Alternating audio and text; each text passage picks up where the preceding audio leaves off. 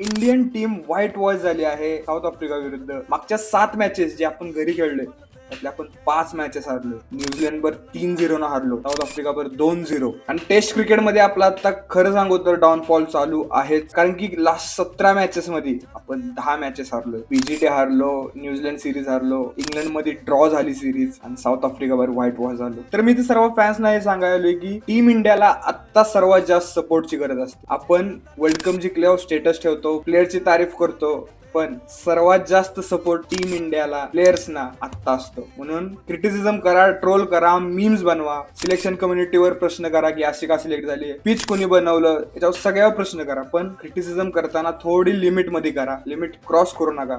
कारण की आपल्याला एवढं वाईट वाटतंय तर प्लेयर्सना ह्याच्यापेक्षा 10 पटीनं वाईट वाटत असतं. आणि ते शेवटी डाऊनफॉल मध्ये जो फॅन आपल्या टीमला सपोर्ट करतो तीच टीम जेव्हा वर्ल्ड कप जिंकते, ज्या फॅननं सपोर्ट केला असतो त्याला आनंद खूप असतो, जी की फक्त वर्ल्ड कप जिंकल्यावर स्टेटस ठेवतात.